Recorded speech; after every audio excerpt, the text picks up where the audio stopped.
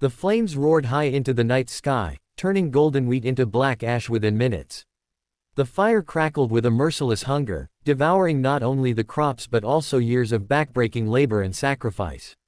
17-year-old Sarah stood frozen at the edge of her family's field, her fists clenched, tears streaming down her soot-stained face. She knew who had done this, the same group of bullies who had tormented her since middle school.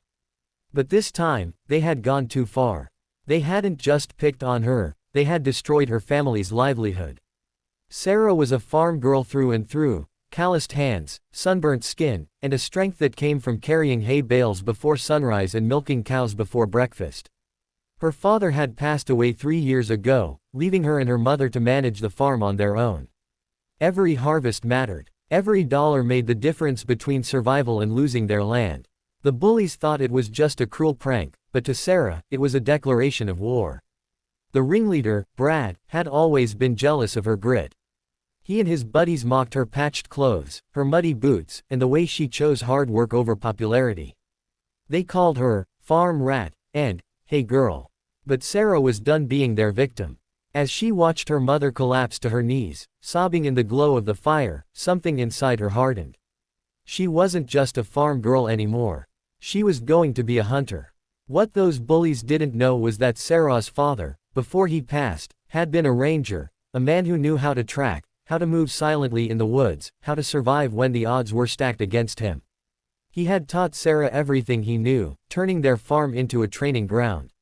She knew how to follow footprints, how to notice broken branches, how to stay patient until the right moment came. And now, those lessons would not go to waste. The next morning, Sarah woke with fire in her eyes. While her mother grieved, Sarah packed a small bag, laced up her boots, and began tracking. She found cigarette butts near the edge of the field, boot prints in the mud, and a trail that led straight toward the woods where Brad and his crew often hung out. She wasn't reckless, she was deliberate. Step by step, she followed them, each clue pulling her closer. By afternoon, she found them laughing by the creek, tossing stones into the water as if they hadn't just destroyed everything her family owned. Sarah stayed hidden, her heart pounding, watching them. They were armed with arrogance, not weapons. That gave her the edge. She moved silently around them, using the skills her father had drilled into her: camouflage, patience, timing. Her first move was psychological. She wanted them to feel fear the way she had felt powerless for years. Using branches, she made noises in the woods, snapping twigs, throwing rocks, creating the illusion of being surrounded. The bullies grew uneasy, looking over their shoulders. Then, when Brad wandered off to relieve himself, Sarah confronted him. She stepped out from the shadows, her face streaked with dirt and determination. "You burned my field," she said, her voice low but steady. "Now you're going to pay." Brad sneered at first, but his smirk faltered when Sarah pulled out her father's old hunting bow, notched with a blunt-tipped arrow. She didn't aim to kill, only to scare, but her stance was perfect, her hands steady. "You think I won't do it?" she hissed. "Try me." Within seconds, Brad realized this wasn't the farm girl he used to mock. This was a warrior. One by one, Sarah cornered each of them, using her wits and her knowledge of the woods.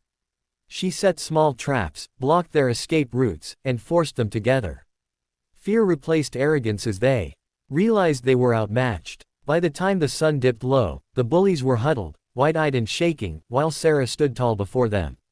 "You thought destroying my family's hard work was a game," she said, her voice trembling with both rage and strength. "But this farm feeds us. It keeps us alive. You tried to take everything from us.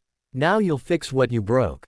She forced them to march back to the farm, where her mother was still weeping beside the scorched field. The boys hung their heads in shame as Sarah demanded they confess. Through gritted teeth, Brad admitted everything, and Sarah made them promise to work off the damage. Day after day, under Sarah's watchful eye, they hauled ash, repaired fences, and tilled soil.